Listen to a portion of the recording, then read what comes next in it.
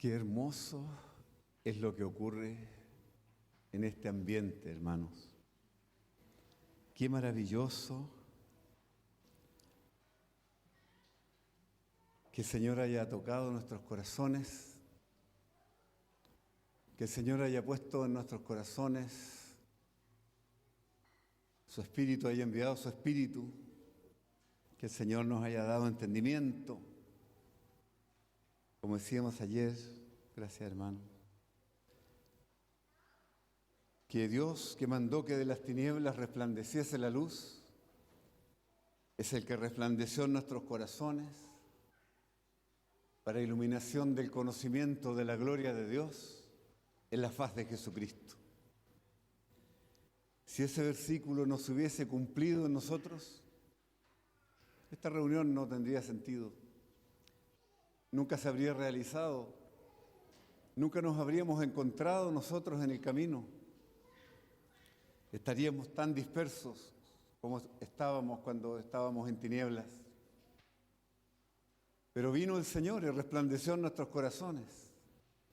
Y el Señor arregló todas las circunstancias de la vida para que tú y yo nos encontrásemos y tuviésemos un entendimiento de las cosas del cielo, que conociéramos a su Hijo. Y es Cristo quien hoy día nos une. Es el Señor y su Espíritu. Es la persona y la obra de nuestro Señor Jesucristo que nos une hoy día, nos hace tener un mismo sentir.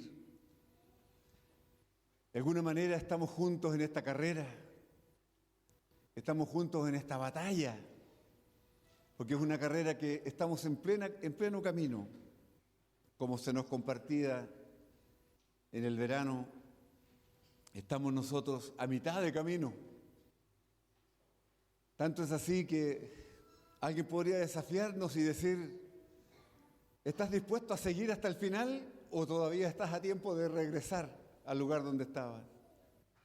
Y ante esa pregunta, todos respondimos unánimemente: yo no quiero volver atrás. No quiero estar entre los que retroceden para perdición, sino entre los que tienen fe para preservación. Y queremos llegar hasta el final. Algo hemos visto de la gloria del Señor y queremos llegar juntos hasta el final. Gracias al Señor por este día. Gracias al Señor por la palabra que nos ha traído también el hermano César. Y la palabra que el Señor ha puesto en mi corazón para esta ocasión está basada en el Salmo 22. Salmo 22.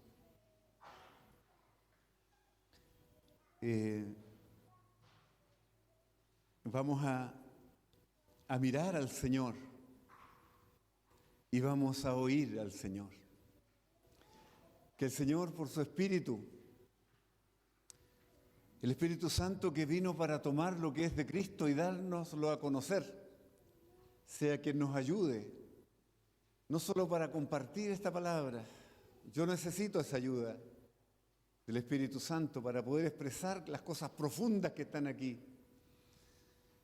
Y tú, hermano, todos nosotros necesitamos también el mismo socorro del Espíritu Santo para recibir, para comprender el mensaje, para que se haga vida en nosotros y esta palabra nos acompañe por el resto de nuestra vida, nuestro caminar, nuestra batalla.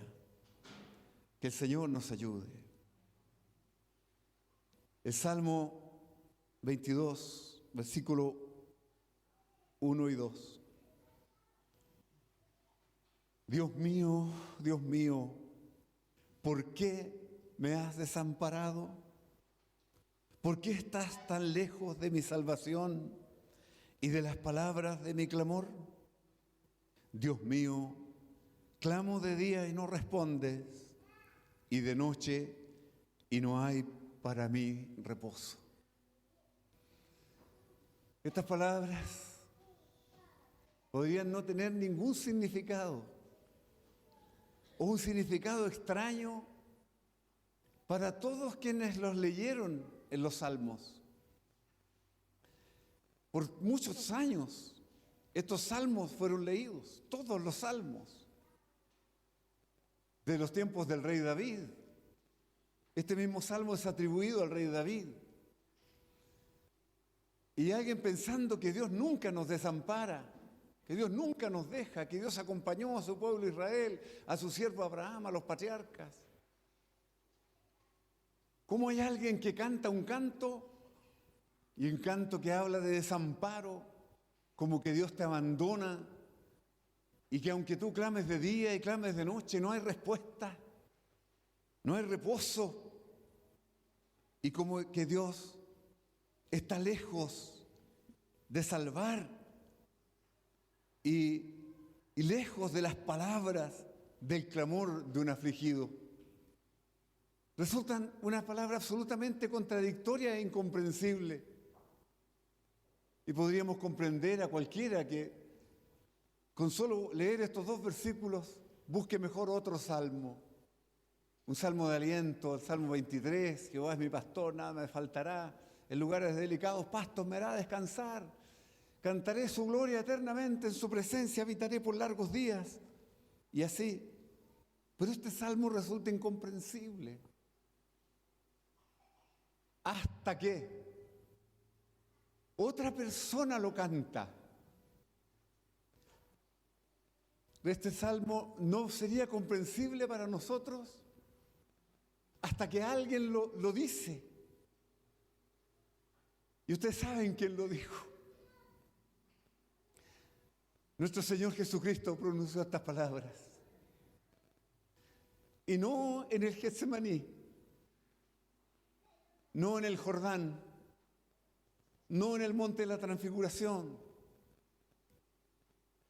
No lo dijo en otro ambiente, lo dijo en la cruz. Nuestro Señor Jesucristo crucificado proclama estas palabras. Y se dice que lo dijo en un idioma que no sabemos cómo se pronuncia. No sabemos cómo acentuar estas palabras. Cómo se pronuncia, cómo se acentúa Elí, Elí, lama sabactani. ¿Cómo se pronuncia? ¿Estará bien dicho? No lo sé. Pero esas palabras quedaron ahí, Eloi, Eloi. Un clamor, Dios mío, Dios mío. Y el lama sabactani, ¿por qué me has abandonado? ¿Por qué? ¿Cuál es la respuesta a ese por qué? Y solo entonces el Espíritu Santo permite que ese salmo tenga sentido, que quien lo haya escrito, sea David u otra persona, no tendría las capacidades humanas para expresar los misterios que están aquí, para expresar los sufrimientos que están aquí y la conclusión gloriosa que este salmo tiene. Porque este salmo parte con un desamparo, sigue con la muerte, pero termina con una alabanza, termina con júbilo, termina con triunfo. ¿Qué quiere decir el Señor? ¿Qué quiere hablarnos el Señor en este salmo? Hago una pausa necesaria.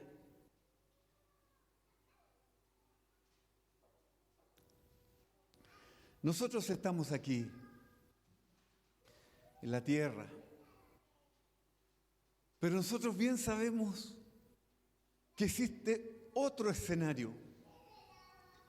Alguien proclamó recién en la asamblea, hay un hombre sentado a la diestra de Dios, que nuestro Señor Jesús como gran sumo sacerdote, dijo otro hermano, el que traspasó los cielos y está sentado a la diestra de Dios. Entró al lugar santísimo de una vez y para siempre. Claramente hay dos realidades, una realidad celestial y una realidad terrenal. Nosotros estamos hoy día todavía en la realidad terrenal, pero simultáneamente en este momento hay una realidad sobre nuestras cabezas, invisible, imperceptible a nuestros sentidos humanos, que es la realidad celestial. Cuando nosotros oramos decimos, Padre nuestro que estás en los cielos. ¿Qué son los cielos? Cuando hablamos de los cielos estamos hablando del aire, de la atmósfera, estamos hablando de la estratosfera, de los planetas, de la Vía Láctea. ¿De qué estamos hablando? En realidad, de acuerdo a la revelación de las Escrituras, el cielo es el trono de Dios. Y aún más, se dice que los cielos de los cielos no lo pueden contener. Es un lenguaje extraño, que solo se entiende por revelación. Pero hay una mirada desde los cielos sobre todos los hijos de los hombres. Dios está atento a todo lo que ocurre. Y así lo declara el Espíritu Santo. Dios todo lo que Él quiere lo hace. Sea en los cielos, sea en la tierra, sea en los abismos. Todo lo que Jehová quiere, Él lo hace. Dios tiene acceso a las profundidades más grandes. A las profundidades, a lo más profundo y a lo más elevado. Frente a esta escena de la cruz, pensemos por un momento y que el Señor nos ayude a pensar, a tener una pequeña imaginación. Pensemos por un momento en la cruz de Cristo, Cristo crucificado. Y ante esa escena dos miradas, una mirada celestial y una mirada terrenal. Tengamos eso presente. ¿Acaso Dios en ese momento estaba ausente de la escena de la cruz? Imposible. Porque Dios había enviado a su Hijo al mundo para que fuese el Redentor de la humanidad. Y el cielo entero, toda la hueste angelical, los millares y millares de ángeles. Y me quedo corto con eso, porque en Apocalipsis se habla que el número de los ángeles era millones y millones alrededor del trono que adoran al que está sentado en el trono y al Cordero. Todos esos millones de ángeles estaban atentos a lo que estaba ocurriendo en la cruz. El Padre miraba desde los cielos lo que estaba ocurriendo en la cruz. Recuerden que en la vida del Señor Jesús, en el bautismo del Señor Jesús, en la transfiguración del Señor Jesús, el Padre rompió el silencio. El cielo no pudo quedar silente. El cielo habló y lo dijo de esta manera: este es mi Hijo amado en quien tengo complacencia. Estaba atento el Señor a lo que estaba ocurriendo en el bautismo. ¿Y qué era el bautismo del Señor en el río Jordán? Sino un anticipo de su muerte. Cada vez que nos bautizamos en la muerte del Señor, porque somos muertos con Él y resucitamos, así como Cristo murió y resucitó. El Padre estaba atento. Y todavía, este argumento es todavía más amplio. Cuán atento estaba el cielo al nacimiento del Señor Jesús. Y qué conmoción produjo en los hombres el nacimiento del Señor Jesús. Herodes quiso matarlo y mandó matar a todos los niños, porque de entre esos niños, uno de estos iba a ser el Mesías a quien él quería matar. Qué conmoción en la humanidad y qué olvido, qué desprecio, qué descuido. No había lugar para él, no había lugar para el príncipe que iba a nacer. Pero los ángeles estaban atentos. Y cuando en aquel pesebre nace un pequeño niño, hay ángeles que cantan, coros celestiales atentos a lo que acaba de ocurrir en un humilde pesebre. Y fueron los ángeles y hablaron con los pastores y les dijeron: esta es la señal, hallaréis un niño envuelto en pañales. Y ellos fueron y vieron. Hay una realidad celestial y una realidad terrenal. La realidad celestial está totalmente atenta a todo lo que ocurre, no se le escapa detalle alguno. Y a la realidad terrenal se le escapa todo, no entiende nada, no sabe valorar. Los movimientos del cielo son ignorados en la tierra. Y eso ocurre hasta el día de hoy. Socórrenos, Señor. Otro ejemplo, en el día de la transfiguración del Señor. Cuando el Señor oraba con Pedro, Juan y Jacobo en el monte, todos sabemos que su rostro se volvió resplandeciente, que sus vestidos fueron blancos, y una voz del cielo, de nuevo, que dice: este es mi Hijo amado. Qué atento estaba el cielo a lo que ocurría en un pequeño lugar, en un monte, en una montaña. Había 4 personas, 3 discípulos junto a su Señor. Pero el cielo estaba atento a ese momento. En ese momento el Señor fue mostrado en su gloria. Alguien dijo que en ese instante el Señor pudo haberse ido y no habría tenido ningún problema de regresar a los cielos. Pero por amor a la humanidad perdida, a la humanidad ignorante, a la humanidad en tinieblas, el Señor se quedó, sabiendo que bajando de ese monte le esperaba otro monte. El siguiente monte era el Gólgota, y allí no estaría transfigurado, allí estaría desfigurado, allí no estaría vestido, allí con ropas blancas resplandecientes, allí estaría desnudo, mientras la soldadesca, ebria, ignorante, estúpida, lo único que hacía era echar suerte sobre sus vestidos, repartiéndose la ropa del que estaba a punto de morir. Ni siquiera esperaron que muriera. Esa es la inconsciencia de la humanidad. Es el monte que le esperaba al Señor. Allí en el monte de la transfiguración hubo una voz que dijo: este es mi Hijo amado en quien tengo complacencia. Fue la voz del Padre. Y la voz que se escuchó en el Gólgota no fue la voz de Dios, sino la voz del Hijo, y quien está declarando: Dios mío, ¿por qué me has desamparado? Qué distinto, qué contraste más grande. Pero el cielo seguía atento. Recuerden que el Señor le dijo a Pedro: mete tu espada en la vaina. ¿No sabes tú que si yo oro a mi Padre, Él me daría 12 legiones de ángeles? Y uno con imaginación podría pensar: 12 legiones, una legión eran 1000 hombres, 12 legiones, 12.000 ángeles. Con espada desenvainada deben haber estado dispuestos para venir a socorrer a aquel que ellos conocieron. Porque los ángeles conocieron al Señor, porque el Señor es la imagen del Dios invisible. El Señor Jesús es el primogénito de toda creación. El Señor Jesús es el Verbo eterno que estuvo con Dios, que era Dios y que estuvo junto a Dios por toda la eternidad. El Señor Jesús declara de sí mismo, y esto lo dice el Espíritu Santo: con Él estaba yo cuando Él fundaba la tierra, cuando Él creaba todas las cosas. Allí estaba yo, ordenándolo todo, de tal manera que los ángeles conocen a su Creador, conocen por medio de quién fueron creados y para quién fueron creados. El salmista dice también: adórenle todos sus ángeles, ministros suyos que hacéis su voluntad. A la voz del Señor, ellos van y vienen de un lado a otro y están dispuestos a prestar todo tipo de servicio. Aún el Espíritu Santo dice en el Nuevo Testamento que las cosas que nosotros conocemos, las cosas que nosotros proclamamos, las cosas que hemos visto y oído del Señor Jesús, son cosas que los ángeles anhelan mirar.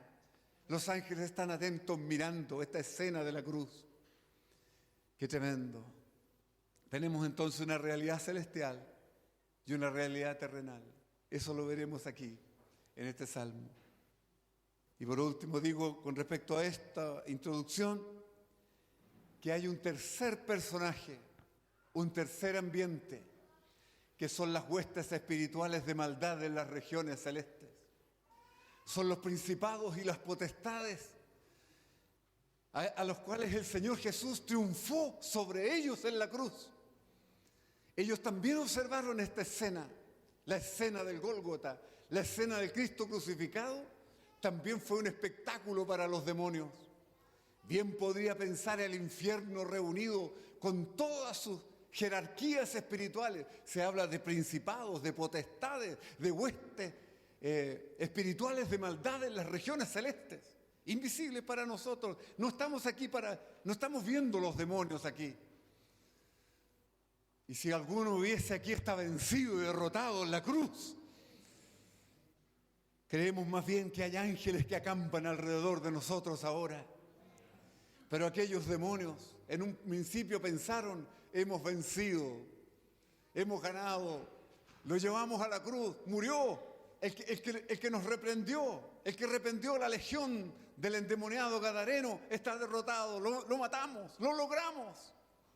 Pero cuando el Señor derramó sus últimas gotas de sangre y cuando el Señor murió, fue la derrota del enemigo, porque Él venció por medio de la muerte al que tenía el imperio de la muerte, esto es al diablo. Y esta palabra grabada por el Espíritu Santo nos da victoria a los creyentes, porque repetimos lo que está escrito. Nosotros bien podemos decir, escrito está. El Señor Jesús exhibió públicamente a los principados y a las potestades, triunfando sobre ellos en la cruz. Aleluya, hermano. Qué tremenda es esta escena. Volvamos a la palabra. Salmo 22.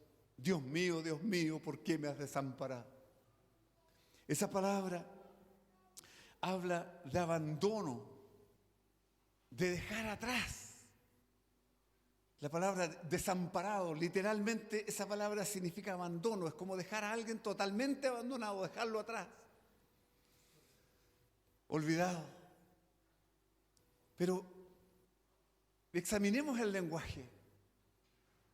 ¿Quién lo está diciendo? Dice, Dios mío, Dios mío. El que está hablando de estas cosas no es un pecador. No es un pecador maldito. No es una persona que tenga pecado y que total, por tener pecado, no es digno de estar en la presencia de Dios. Es alguien que conoce al Señor. Es alguien que tiene comunión con Dios. Alguien que ha disfrutado la comunión con el Señor. Pensemos en un hermano, aún podríamos osadamente pensar en alguien de nosotros aquí, o muchos hermanos antiguos, consagrados, que saben reconocer la presencia de Dios en sus vidas. Saben que el Señor está con él, que el Señor oye su oración, que tiene comunión con el Señor mañana, tarde y noche, que se levanta con el Señor, que se acuesta con el Señor, que asiste a la comunión de los hermanos, que sabe lo que es vivir en la presencia del Señor. Si tú, hermano, sabes algo de eso, si nosotros hemos experimentado algo de eso, ¿cuánto más nuestro Señor? Él pasaba la noche orando. Él hacía siempre lo que al Padre le agrada. Él podía tener comunión y buscar dirección y encomendarse al Señor en todo momento. Tener una delicia permanente, una comunión sin distracción alguna. Si alguien tuvo esa gloria en la tierra fue un hombre. Ese hombre es insuperable, ni un otro hombre se puede comparar a él. Nuestro bendito Señor Jesucristo vivió esa cercanía, esa comunión, esa estrecha relación con Dios su Padre. Pero en este momento es Él quien está diciendo esto. Él está diciendo estas palabras. Me has abandonado, me has dejado solo, Dios mío, ¿por qué? Podríamos imaginarnos, y en esto le pedimos socorro al Señor. En el monte de la Transfiguración, los ángeles estaban felices, los millones de ángeles, atentos a esa escena maravillosa del monte de la Transfiguración. Pero podemos decir que los ángeles estaban acostumbrados a ver esa comunión. El gozo del Padre con el Hijo les produce una alegría eterna, una alegría maravillosa, profunda, que solo un ángel podría expresarlo. Nosotros no podemos expresarlo. Una alegría en toda la hueste celestial. ¡Qué gozo! El Padre y el Hijo en comunión. El Hijo exaltando al Padre, el Padre exaltando al Hijo. Pero lo que los ángeles nunca habían visto antes. Y aquí la imaginación es extremadamente limitada. No podemos imaginar lo eterno. Nosotros pensamos en el pasado y tal vez nos acordemos de unos cuantos años. Casi siempre recordamos alguna experiencia de 20, 30 o más años atrás. Pero ellos nunca, desde el día que fueron creados hasta ese día, jamás habían visto una escena así. ¡Qué asombro! ¡Qué expectación! ¿Por qué ocurre esto? Nunca habían visto a su Señor. Sí, fue encarnado, cantamos el día que nació. Este es el príncipe, este es el cumplimiento de la profecía. Porque un hijo nos es dado y el principado sobre su hombro y lo delatado de su imperio y la paz no tendrán límite. Es Esto lo profetizó Isaías. Este niño es el cumplimiento de la profecía. ¡Qué alegría para celebrarlo! Pero en el Gólgota hay una escena terrible. Dios mío, ¿por qué me has desamparado? Clamo a ti y no respondes. Y de noche y no hay para mí reposo, pero tú eres santo. Aquí está hablando de su relación con Dios. Es tan firme esa relación que a pesar de que tiene el sentimiento de sentirse abandonado, hay un pero. Sí, me siento abandonado, pero tú eres santo.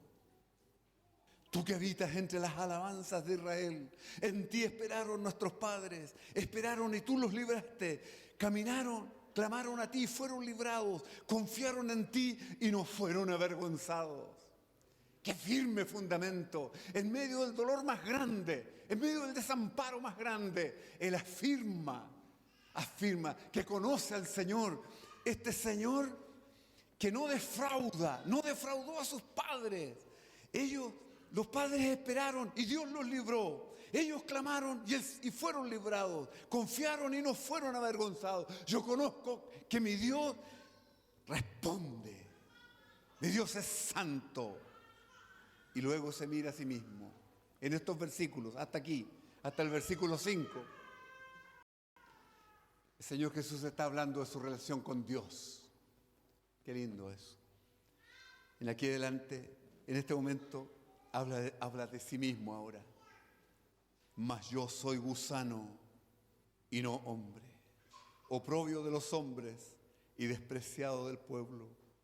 Todos los que me ven me escarnecen, estiran la boca, menean la cabeza, diciendo: se encomendó a Jehová, líbrele él, sálvele, puesto que en él se complacía.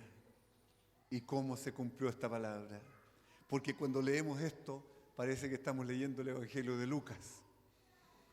Lucas, Marcos, Juan, Mateo, dicen exactamente estas mismas palabras. Muchísimo tiempo antes, en forma anticipada, se profetizó el desprecio de las personas. Menean la cabeza, lo desprecian al Señor. Y Él dice esta palabra: mas yo soy gusano y no hombre. Y aquí hay una respuesta. Aquí hay una respuesta al por qué. Esto lo leí, estas cosas uno las lee, nosotros no somos expertos en lingüística ni en idiomas. Pero la misma palabra gusano, la palabra hebrea que se traduce por gusano en el Salmo 22, versículo 6, es la misma palabra que en la profecía de Isaías, versículo conocido, se traduce la misma palabra. Es la palabra que dice: si vuestros pecados fueren rojos como el carmesí. La palabra carmesí es la misma palabra gusano. Y solo para recordar, leo el versículo Isaías 1:18. Venid luego, dice Jehová, y estemos a cuenta. Si vuestros pecados fueren como la grana, como la nieve serán emblanquecidos. Si fueren rojos como el carmesí, vendrán a ser como blanca lana. ¿Qué evangelio más precioso es ese? Cuando se le dice a los pecadores: por grave que sea tu pecado, que sean rojos como el carmesí, vendrán a ser como blanca lana. Y el que está en la cruz no tiene pecado propio, porque era santo. Era el Cordero perfecto, el Cordero apartado, que no tenía ningún solo defecto, no le faltaba nada. Si hay alguien íntegro, era Él. Pero en ese momento, al decir yo soy gusano, ¿qué significa? ¿Qué nos dice el Espíritu Santo? Que en ese instante el Señor estaba cargando la suma del pecado de toda la humanidad. ¿Cómo medir eso? ¿Cómo podemos catalogar? Nuestra mente no es capaz de valorar eso. Pero el Señor murió por todos los hombres y cargó todos nuestros pecados. Jehová cargó en Él el pecado de todos nosotros. Y al decir el pecado, no habla solamente este pecado más este otro, sino el pecado en su conjunto, todo el pecado nuestro, todo el pecado de nuestros abuelos, de nuestros ancestros, de los millones de hombres sobre la tierra, fueron cargados sobre un hombre en la cruz. Esto es demasiado grande. Yo soy gusano y no hombre. ¿Qué los ángeles? ¡Qué humillación! ¿Cómo descendió? ¿Cómo el santo, el de rostro resplandeciente de la transfiguración, el primogénito de toda creación, la imagen del Dios invisible, el Verbo eterno, reducido a un gusano? ¡Qué admiración! Toda la hueste angelical, todo el cielo sabía exactamente lo que allí estaba ocurriendo. Y estaban atentos. ¡Qué momento más tremendo, hermano!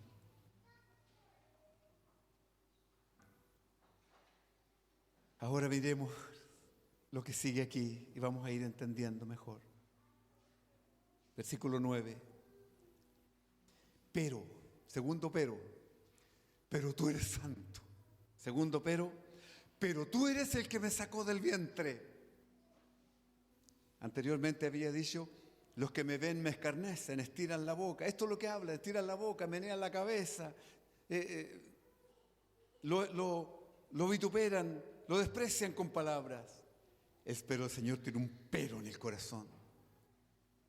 Pero tú eres el que me sacó del vientre, el que me hizo estar confiado desde que estaba en los pechos de mi madre. Sobre ti fui echado desde antes de nacer, desde el vientre de mi madre. Tú eres mi Dios. No te alejes de mí, porque la angustia está cerca, porque no hay quien ayude. ¿Cómo se aferra del Señor? ¿Cómo se aferra de su Dios? Está cambiando el tono ahora. A pesar de lo desamparado, Él siente que está ahí y dice, no te alejes. O sea, a pesar de haber dicho, me has abandonado, ¿por qué me has dejado, me has abandonado? Aquí le dice, no te alejes. Y le clama. Por un momento, solo por comprensión. Imagínense que usted está en una pieza oscura y está acompañado de alguien. Usted sabe que alguien está con usted ahí en ese momento. Escucha su susurro, su voz, sus palabras. Puede sentir su aliento, está a su lado.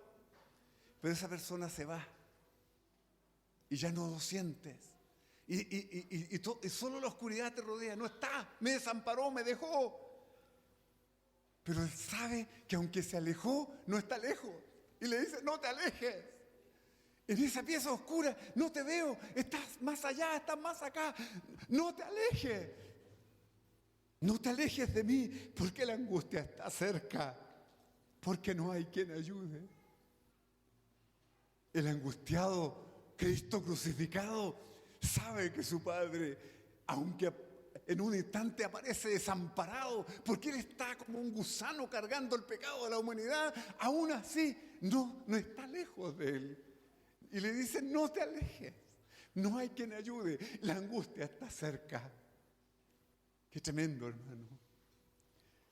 Se me vienen muchas cosas al corazón. Por ejemplo, cuando atendemos a un moribundo, la angustia está cerca y esa persona necesita una compañía para que alguien ore por él. Pero eso es otro tema.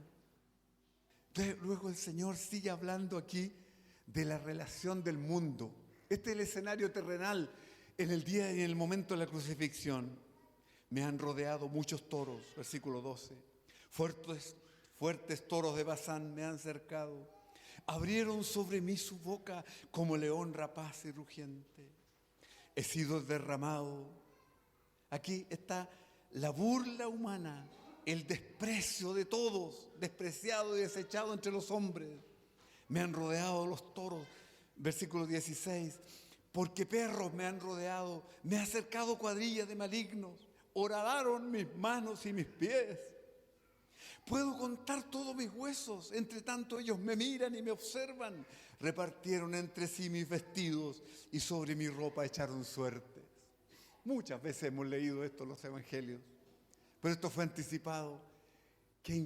Podemos pensar por un momento, hermanos, si alguien se distrajo. Ya dijimos que el cielo estaba atento a cada detalle del Señor Jesús. todo el cielo, todo el trono de Dios mirando. Pero la humanidad no tenía idea de lo que estaba ocurriendo. Se dieron el lujo de despreciar a esta persona. Eran absolutamente ignorantes. No tuvieron en ningún momento, por lo menos lo que hasta aquí se describe. Ellos repartieron los vestidos, lo rodearon cuadrilla de malignos, horadaron sus manos, sus pies. Totalmente inconsciente el ser humano, la humanidad despreciando a su Salvador. Y el versículo 14, regreso al 14 y 15, y dice: he sido derramado como aguas, y todos mis huesos se descoyuntaron. Mi corazón fue como cera, derritiéndose en medio de mis entrañas. Como un tiesto se secó mi vigor.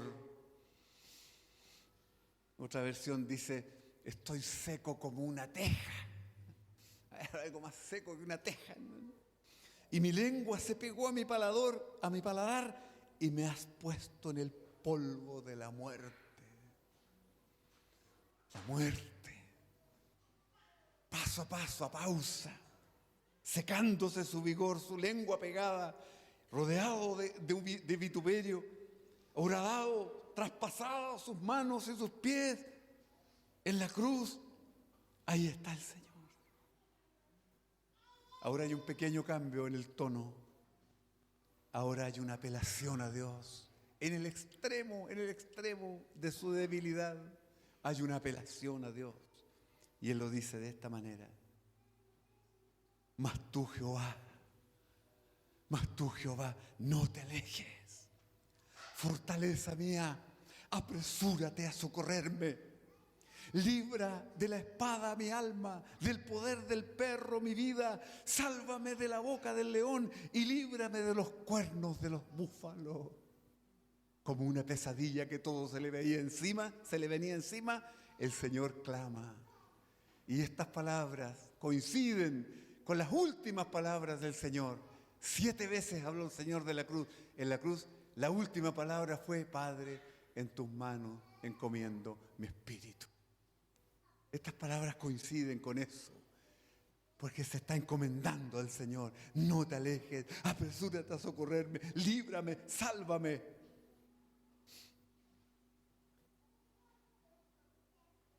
Y allí, ese silencio, ¿cuál sería la próxima frase? Si Él está diciendo: Señor, libra mi alma, sálvame, líbrame. La próxima palabra podría ser un sinónimo de eso. Socórreme, ayúdame, consuélame, levántame. Pero no. Hay un silencio. Hay como un quiebre. Y un siervo del Señor que analiza este salmo en profundidad dice: este es como un versículo roto, un versículo inconcluso. Como que aquí no hay nada más que decir. Y todo se interrumpe porque el tono cambia completamente. La próxima frase como que no tiene nada que ver con lo que el Señor está sufriendo. La próxima frase ya no habla de sus huesos descoyuntados, ni de sus manos heridas, ni ser librado del león. Miren lo que dice la próxima frase: anunciaré tu nombre a mis hermanos, en medio de la congregación te alabaré. Los que teméis a Jehová, alabadle, glorificadle, descendencia toda de Jacob, y temedle vosotros, descendencia toda de Israel, porque no menospreció ni abominó la oración del afligido, ni de él escondió su rostro, sino que cuando clamó, él le oyó. Aleluya. Un grito de victoria, una alabanza fluye del Salvador. Bien podríamos decir que esto está ya en el lado de la resurrección, ya en el lado del efecto, del el por qué. ¿Para qué fue esto? ¿Para qué sufrió Él lo que sufrió? ¿Por qué sufrió el desamparo? ¿Por qué sufrió el desprecio de los hombres? ¿Por qué se sintió desechado y desamparado para siempre? Porque después había que anunciar algo. Había un anuncio, saldría de esa cruz, un anuncio para toda la humanidad. Como dice la conclusión más adelante: anunciaré tu nombre a mis hermanos. O sea, el Señor está muriendo por su familia, está muriendo por sus hermanos, está sufriendo para salvar a sus hermanos. Anunciaré tu nombre a mis hermanos. Hermano, hemos leído nosotros que el Señor Jesús es el primogénito entre muchos hermanos. Nosotros proclamamos que Jesucristo es el Señor, y es verdad. Es nuestro Salvador, es verdad. Es el Verbo eterno, divino, el Verbo fue hecho carne. Conocemos mucho del Señor, el Cordero de Dios. Pero hay una dimensión familiar. Dios es nuestro Padre, Jesucristo es nuestro hermano mayor. ¿Podemos pensarlo de esta manera? Eso sería para derramar lágrimas si le damos lugar a la emoción. He ahí nuestro hermano muriendo por nosotros. He ahí nuestro hermano muriendo para que nosotros tengamos vida. Ahí está uno sufriendo el desamparo para que nosotros nunca nos sintamos desamparados. Ahí estaba cargando el pecado para que nosotros seamos limpios y no seamos culpados de pecado, porque su sangre, la sangre de nuestro hermano, nos limpia, nos presenta santo. Estaba llevando nuestros dolores, estaba llevando nuestras enfermedades. Nuestro hermano, anunciaré tu nombre a mis hermanos. Eso se dice en el Nuevo Testamento, en el libro de los Hebreos. Anunciaré tu nombre a mis hermanos. En medio de la congregación te alabaré. Se acabó el dolor, se acabó el sufrimiento, se acabó el desprecio. Ahora viene una voz de júbilo. Y sigue, versículo 25. De ti será mi alabanza en la gran congregación. En la gran congregación. Hermano, aquí es como si el Señor tuviese en su corazón todos los redimidos por mi sangre preciosa, alabando el glorioso nombre del Señor. Todo el fruto de la aflicción de mi alma reunido en alabanza delante del Dios eterno que nos creó. De ti será mi alabanza en la gran congregación. Mis votos pagaré delante de los que le temen. Hasta aquí está hablando solo una voz. Desde el versículo 1 hasta el versículo 25 solo habló el Señor y se escucha solo su voz. De aquí en adelante aparecen otras voces. Versículo 25. Comerán los humildes y serán saciados. Alabarán a Jehová los que te buscan. Vivirá vuestro corazón para siempre. Comerán los humildes y serán saciados. O sea, Él iba a ser el pan que iba a saciar la sed y el hambre del hombre. Y Él vendría a ser nuestro alimento. Y alabarán al Señor los que le buscan, los humildes que le buscan. Y vivirá vuestro corazón para siempre. Vivirá vuestro corazón para siempre. En momentos antes estaba hablando del desamparo y de la muerte. Hoy día está hablando de la vida eterna que tendrán los humildes y los que le buscan. ¿Qué conciencia tenía el Señor en ese instante, hermano, de la salvación que se desprende de su cruz, de su dolor en la cruz? Versículo 27. Se acordarán y se volverán a Jehová todos los confines de la tierra, y todas las familias de las naciones adorarán delante de ti. A ver, hermano. Lo que pasó, lo que estaba pasando en ese oscuro momento de la cruz, ignorado por los testigos presentes, iba a tener un efecto sobre los confines de la tierra, hasta el sur argentino, hasta la Patagonia, hasta las costas de Chile. Aleluya. Comerán, dice, se acordarán y se volverán a Jehová todos los confines de la tierra. ¿Se ha cumplido esto en nosotros? Y todas las familias de las naciones. Aquí están todas las naciones, todos los continentes. Y por toda la tierra salió su voz. Y el Evangelio se ha predicado en todo lugar. Esto mismo, basado en esta verdad, basado en esta obra, el Evangelio no ha tenido frontera, para que todas las familias de la tierra ¿Qué hagan? ¿Qué tenemos que hacer? ¿Qué tenés que hacer tú? ¿Qué tengo que hacer yo? Acordarme. ¿Te has olvidado de Dios? ¿Hay alguien aquí que se olvidó de Dios? Como resultado de esto, acuérdate de tu Señor que murió por ti. Y se acordarán y se volverán. Se vuelve aquel que se ha ido. Hay alguien que alguna vez estuvo y después se fue. Le volvió la espalda a los hermanos, a la comunión y al Señor y se fue. Y qué doloroso es cuando un hijo se va. Qué doloroso es cuando un hermano se va. Qué doloroso es cuando alguien dejó de reunirse, dejó de cantar las alabanzas y otras cosas. Lo envolvieron. Pero qué precioso, hermano, es cuando alguien se acuerda. Y este es el efecto, este es el fruto del Cristo crucificado. Los hombres se acordarán y volverán. Se acordarán, volverán y adorarán. Otra versión dice, se humillarán. Porque la adoración y la humillación son prácticamente una misma cosa. Cuando nosotros adoramos al Señor es porque nos hemos humillado ante el Señor que nos ama, que hizo tanto por nosotros. Permita el Espíritu de Dios en este mismo día que toque los corazones que se han olvidado del Señor y se vuelvan al Señor. Los que se han alejado, que vuelvan y que nos postremos delante de Él. Porque de Jehová es el reino y Él regirá las naciones. Hermano, este salmo lo citó el Señor Jesús en la cruz. Ahora, a esta altura del salmo que está por concluir, no hay ya queja. No hay ya más dolor, hay profecía. Lo que está ocurriendo en ese oscuro día del eclipse, cuando el Señor murió en la hora. ¿A qué hora murió, hermano? ¿La hora tercera del día? ¿La hora? ¿A la hora sexta? ¿Cuál fue la hora que murió el Señor? Ustedes que saben de la luna y del sol, pues hermano, dígame. Era un día de eclipse, un día oscuro.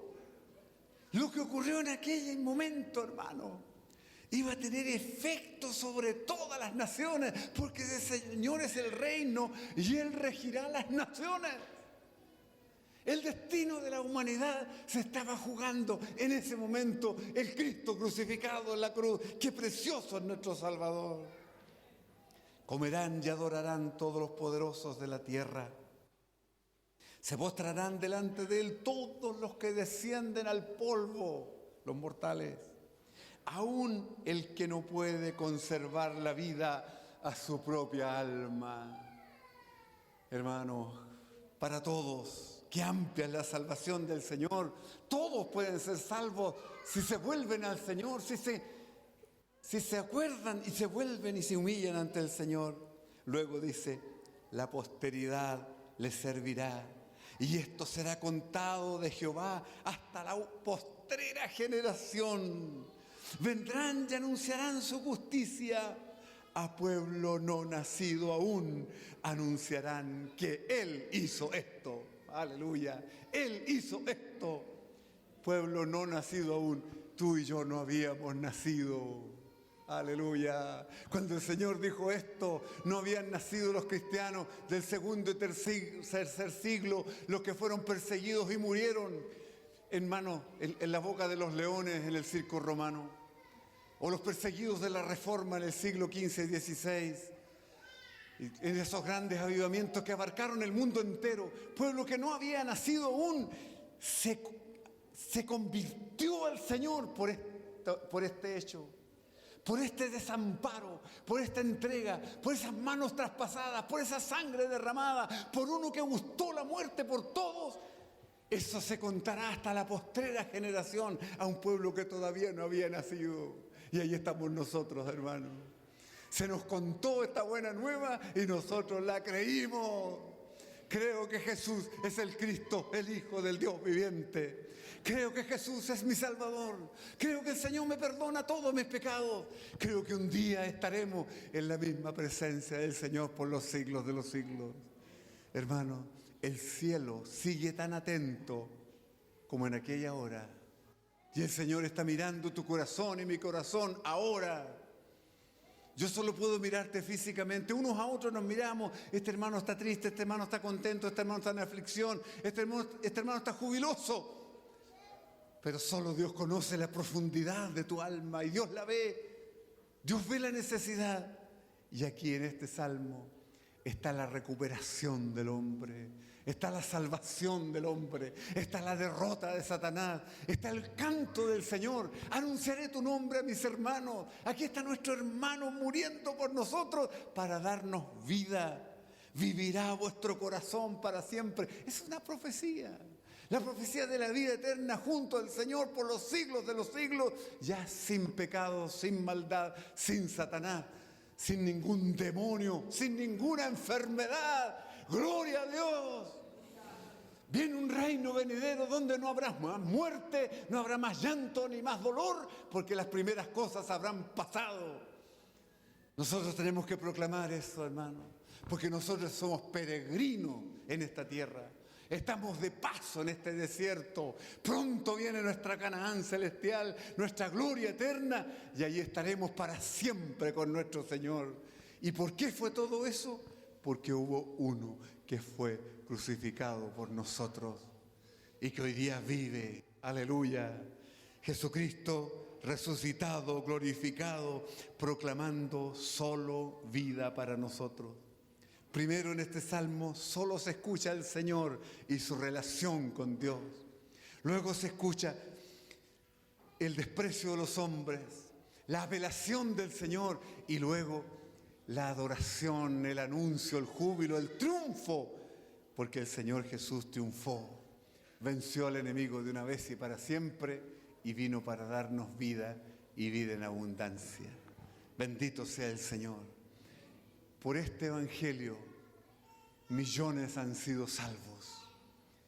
Por esto que ocurrió en la cruz, millones han doblado sus rodillas y le han entregado su corazón al Señor. Y dejaron de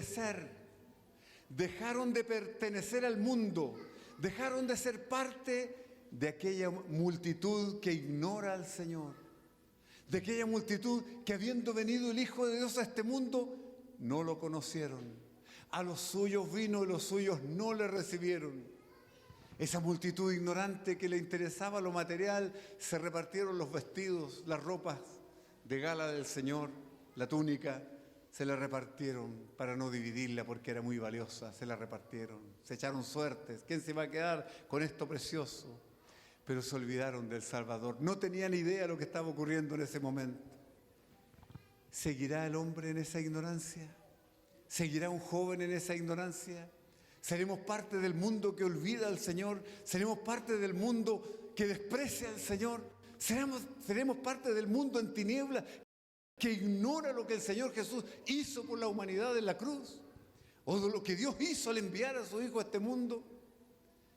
No podemos sino acordarnos del Señor.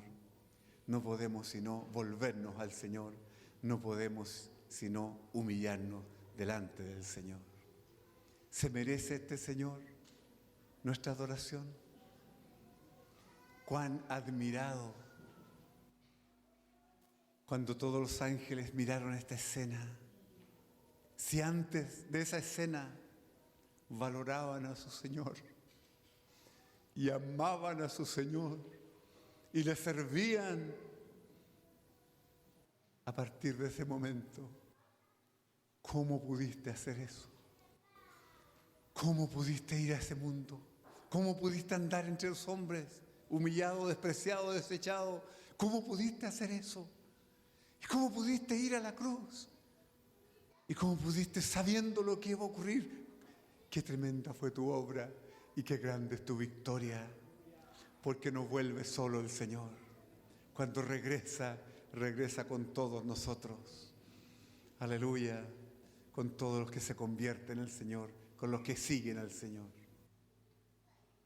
Habría que hacer un llamado antes de terminar esta palabra. Una oración y un llamado.